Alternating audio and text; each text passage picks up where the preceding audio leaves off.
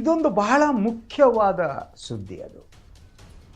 ಅದೇನು ಅಂದರೆ, ರಾಷ್ಟ್ರೀಯ ಸ್ವಯಂ ಸೇವಕ ಸಂಘದ 2ನೇ ಮುಖ್ಯ ನಾಯಕ ದತ್ತಾತ್ರೇಯ ಹೊಸಬಾಳೆಯವರ ಅಮೇರಿಕ ಭೇಟಿ.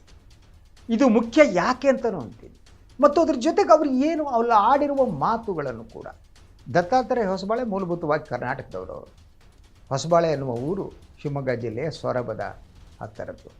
ಅವರು ABVP ಮೂಲಕ ಅವರು ಸಂಘದಲ್ಲಿ ಕಾರ್ಯಕರ್ತರಾದ್ದು. ಅದರ ಜೊತೆಗೆ ಬೆಂಗಳೂರಿನವರು ಏನು ಯಾದವ ಇದೆ ಬಿಲ್ಡಿಂಗು ಅಲ್ಲೇ ಇರ್ತಾಯಿದ್ರು. ಅದಾದಮೇಲೆ ಒಂದೊಂದೇ ಹಂತವಾಗಿ ಬೆಳೆದು ಅವರೀಗ RSSನಲ್ಲಿ ನಂಬರ್ 2 ಅಂದರೆ ಮೋಹನ್ ಭಾಗವತ್ ಅವರ ನಂತರ ಸರಸಂಘ ಚಾಲಕರಾಗುವವರು ದತ್ತಾತ್ರೇಯ ಹೊಸಬಾಳೆಯವರು. ಅವರು ಅಮೇರಿಕಾದಲ್ಲಿ ಹೋಗಿದ್ದರು. ಅಲ್ಲಿ ವಾಷಿಂಗ್ಟನ್ನಲ್ಲಿ ಒಂದು ಫಂಕ್ಷನ್ ನಡೀತು.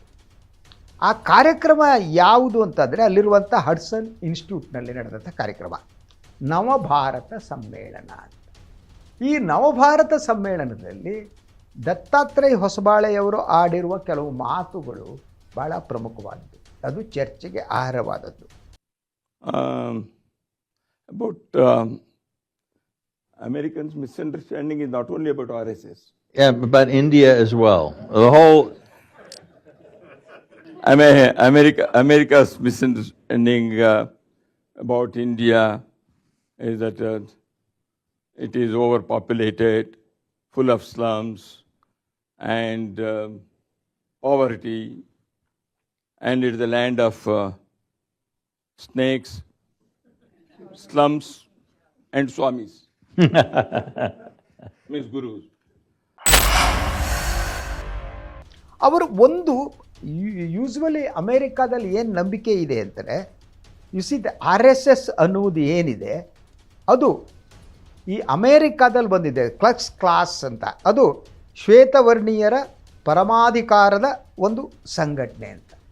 ಇದು ಅಮೇರಿಕಾದ್ದು. ಹಾಗೆ ಅಮೇರಿಕಾದಲ್ಲಿ ಹೇಗೆ ಶ್ವೇತವರ್ಣೀಯರ ಸಂಘಟನೆ ಇದೆಯೋ ಅದೇ ರೀತಿ ಭಾರತದಲ್ಲಿ ಇದು ಹಿಂದೂಗಳ ಮೇಲ್ವರ್ಗದ ಜನರ ಸಂಘಟನೆ ಅನ್ನುವ ನಂಬಿಕೆ. ಆದರೆ ಇದ್ರ ಬಗ್ಗೆ ಮಾತನಾಡ್ತಾ ಅವರಲ್ಲಿ ಕೆಲವು ಮಾತುಗಳನ್ನು ಹೇಳಿದರು. ಒಂದು, RSS ಎನ್ನುವುದು ಹಿಂದೂ ಪರಮಾಧಿಕಾರದ ಸಂಘಟನೆ ಅಲ್ಲ ಅನ್ನುವ ಮಾತನ್ನು. ಇದನ್ನು ಅವರ ಹತ್ರ ಡಿಫೆಂಡ್ ಮಾಡ್ಕೊಳ್ಳೋಕ್ಕಾಗಿಲ್ಲ. ಅದರಲ್ಲಿ ಪ್ರಶ್ನೆ ಮಾಡುವವರು ಇರಲಿಲ್ಲ. ಯಾಕೆಂದರೆ RSS ಕೇವಲ ಹಿಂದೂಗಳ ಸಂಘಟನೆ. ಅದು RSSನಲ್ಲಿ ಮಹಿಳೆಯರಿಗೆ ಕೂಡ ಜಾಗ ಇಲ್ಲ, ಎಲ್ಲರಿಗೂ ಗೊತ್ತಿರೋದು. ಸೊ ಅದು ಅವರನ್ನು ಅಲ್ಲಿ ವಿವರಿಸಲಿಲ್ಲ.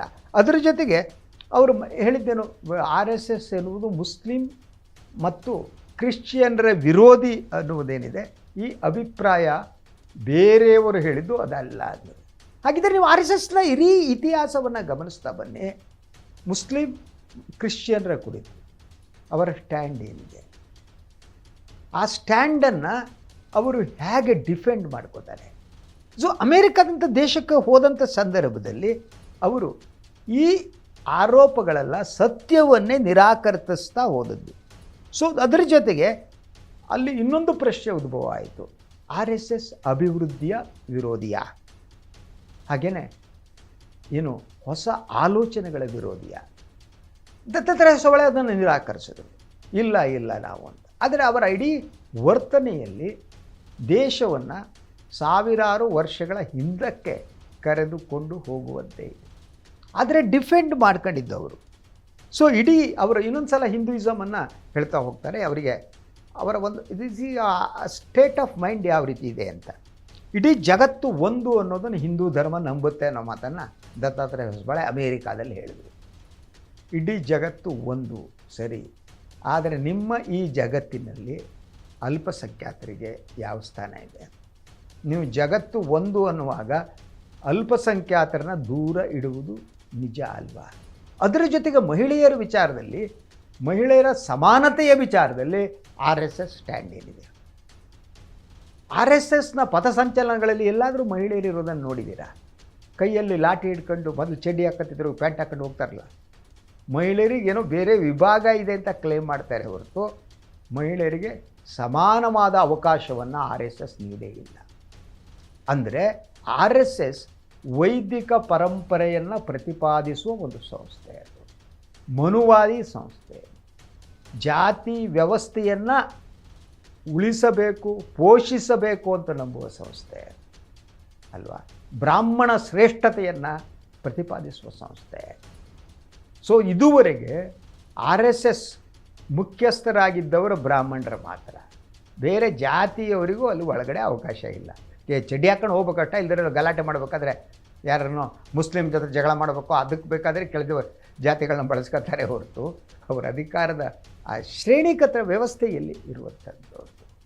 ಸೊ ಆದರೆ ಇದನ್ನು ಯಾವುದನ್ನು ಕೂಡ ಅವರು ಮಾತನಾಡಲ್ಲ ದತ್ತಾತ್ರೇಯ ಹೊಸಬಾಳೆಯವರು. ಅವ್ರು ಹೇಳ್ತಾರೆ ನಾಗರಿಕತೆ ಅನ್ನೋದೇನಿದೆ ಅದರ ಹೆಗ್ಗುರುತು ಧರ್ಮ ರಕ್ಷಣೆಯನ್ನು ಮಾತನಾಡ್ತಾರೆ, ಆದರೆ ಧರ್ಮ ಯಾವುದು ಅನ್ನೋದನ್ನು ಹೇಳಲ್ಲ. ನನಗಿರೋ ಕುತೂಹಲ, ಈ ದತ್ತಾತ್ರೇಯ ಹೊಸಬಾಳೆ ಯಾಕೆ ಅಮೇರಿಕಕ್ಕೆ ಹೋಗಬೇಕಾಗಿತ್ತು? ಅವ್ರು ಹೇಳ್ತಾರೆ ಅಮೇರಿಕಾದಲ್ಲಿ ಸಿ RSS ಬಗ್ಗೆ ತಪ್ಪು ಕಲ್ಪನೆ ಇದೆ, ಭಾರತದ ಬಗ್ಗೆನೂ ತಪ್ಪು ಕಲ್ಪನೆ ಇದೆ ಅಂತ. ಭಾರತದ ಬಗ್ಗೆ ತಪ್ಪು ಕಲ್ಪನೆ ಯಾಕಿರುತ್ತೆ ಅಮೇರಿಕಾದಲ್ಲಿ? RSS ಬಗ್ಗೆ ಒಂದು ಕಲ್ಪನೆ ಇರುತ್ತೆ, ಅದು ತಪ್ಪೋ ಸರಿಯೋ ಬೇರೆ, ಅದನ್ನು ತಪ್ಪು ಅನ್ನುವ ರೀತಿಯಲ್ಲಿ ಇವರು ಪ್ರತಿಪಾದಿಸ್ತಾ ಹೋಗ್ತಾರೆ. ಆದ್ದರಿಂದ ಎಲ್ಲರೂ ಒಪ್ಪಿಕೊಳ್ಳಬಹುದಾದ, ಒಪ್ಪಿಕೊಳ್ಳಬೇಕಾದ ಧರ್ಮ ನಿರಪೇಕ್ಷವಾದ ಸಂಸ್ಥೆ RSS ಅಲ್ಲವೇ ಅಲ್ಲ. ಸೊ ಹೀಗಿದ್ದರೂ ಕೂಡ ಅವರು ಯಾಕೆ ಹೋದರೂ ಅದರ ಹಿಂದಿನ ಗುಟ್ಟೇನು ಅಂತ. ಭಾಳ ಮುಖ್ಯವಾಗಿ ಅದಕ್ಕೆ ಕಾರಣ ರಾಜಕೀಯ ಸಂಬಂಧಗಳು ಇರ್ಬೋದು ಅಂತ ಅನಿಸುತ್ತೆ. ಈಗ ವಿಶ್ವದ ಎಲ್ಲೆಡೆ BJPಯ ಸರ್ಕಾರ ಏನಿದೆ ಅದರ ಘನತೆ ಕುಸಿತಾ ಇದೆ. ವಿಶ್ವ ಭಾರತದ ಸರ್ಕಾರವನ್ನು, BJP ಸರ್ಕಾರವನ್ನು ಗಂಭೀರವಾಗಿ ತಗೋತಾ ಇಲ್ಲ.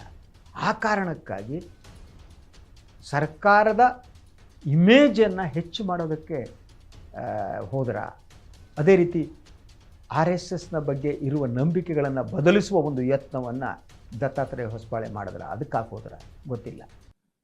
That RSS is a Hindu supremacist, or that is in a way the anti-Christian, anti-minority, anti-development in women, anti-modernization. So what is pro is not told.